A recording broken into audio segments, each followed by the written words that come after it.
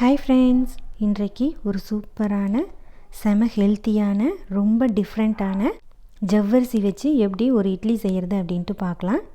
இந்த மாதிரி இட்லி செஞ்சு கொடுத்தீங்கன்னா உங்கள் வீட்டில் இருக்கிறவங்க எல்லோரும் ரொம்ப விரும்பி சாப்பிடுவாங்க. இது குழந்தைங்கள்லேருந்து பெரியவங்க வர யார் வேணாலும் சாப்பிட்லாம். ரொம்ப சூப்பராக செம டேஸ்ட்டாக இருக்கும். வாங்க இந்த சூப்பரான செம டேஸ்ட்டான ஹெல்த்தியான ஜவ்வரிசி இட்லி எப்படி செய்கிறது அப்படின்ட்டு பார்க்கலாம். அதுக்கு முன்னாடி என் சேனலை சப்ஸ்கிரைப் பண்ணாதவங்க சனா டெலிஷியஸ் குக்கிங்க்கு சப்ஸ்கிரைப் பண்ணுங்கள். பக்கத்துலேயே இருக்கிற பெல் பட்டனை கிளிக் பண்ணுங்கள். அப்போ தான் நான் போடுற வீடியோவை நீங்கள் மிஸ் பண்ணாமல் பார்க்கலாம். 1 கப்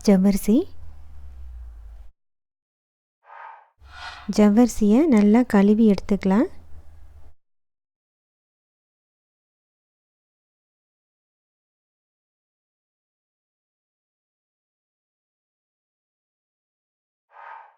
தேவையான அளவு தண்ணி ஊற்றி ஜவ்வரிசியை ஒரு 3லேருந்து 4 மணி நேரம் ஊற வச்சிடலாம்.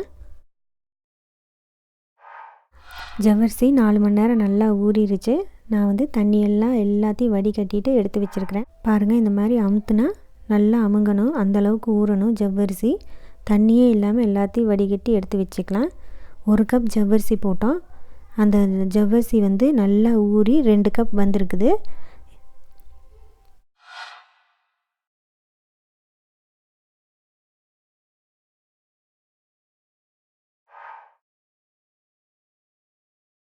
ரெண்டு கப் ஜவ்வரிசிக்கு 2 கப் தயிர், 2 கப் ரவை, 1/4 டீஸ்பூன் பேக்கிங் சோடா. இந்த பேக்கிங் சோடா போட்டால் இட்லி நல்லா சாஃப்டாக உப்பலாக வரும். அதுக்காக பேக்கிங் சோடா. உங்களுக்கு வேணாம் அப்படின்னா நீங்கள் அவாய்ட் பண்ணிடுங்க. தேவையான அளவு சால்ட்டு. இப்போ கொஞ்சம் கொஞ்சமாக தண்ணி ஊற்றி நல்லா இட்லி மாவு பதத்துக்கு கலந்துக்கலாம்.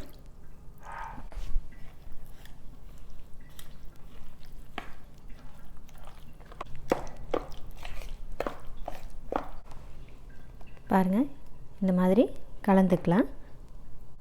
இந்த ஜவ்வரிசி ரவையெல்லாம் ஒரு 1/2 மணி நேரம் ஊறட்டும். ஊறினதுக்கப்புறமா இட்லி ஊற்றலாம். இப்போ 1/2 மணி நேரம் ஆயிடுச்சு. நல்லா ஊறிடுச்சு பாருங்கள். இப்போ கொஞ்சம் தண்ணி ஆட் பண்ணிக்கலாம். நல்லா ஊறினதுனால கொஞ்சம் கெட்டியாக இருக்கும். அதனால் நம்ம இட்லி மாவு பதத்துக்கு கலந்துக்கணும். இந்த மாதிரி கன்சிஸ்டன்சியில் நம்ம கலந்துக்கலாம். இப்போ இட்லி பிளேட்டில் இட்லி ஊற்றிடலாம். இட்லி பிளேட்டில் எண்ணெய் தடவி வச்சுருக்கேன். நம்ம இதில் இட்லி ஊற்றிக்கலாம்.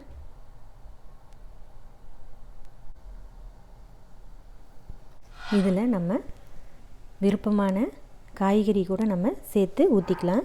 கேரட்டு, பீட்ரூட்டு, முட்டைக்கோஸு எது வேணாலும் நீங்கள் ஆட் பண்ணிக்கலாம். இப்போ இது மேலே ஊற்றிடலாம். குழந்தைங்க காய்கறி எதுவும் விரும்பி சாப்பிட மாட்டாங்க. இந்த மாதிரி டிஃப்ரெண்ட்டாக நீங்கள் செஞ்சு கொடுத்தீங்க அப்படின்னா ரொம்ப விரும்பி சாப்பிடுவாங்க. நம்ம இப்போ இட்லி பிளேட்டை அடுக்கிடலாம்.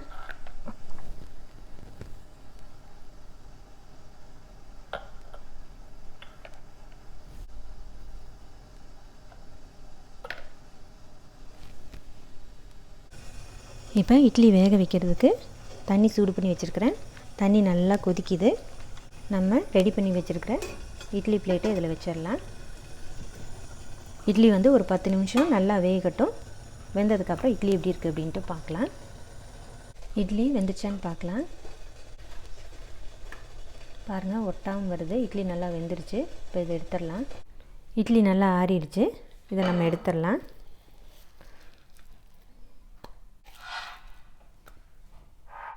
பாருங்கள், எவ்வளோ சூப்பராக இட்லி வந்திருக்கு.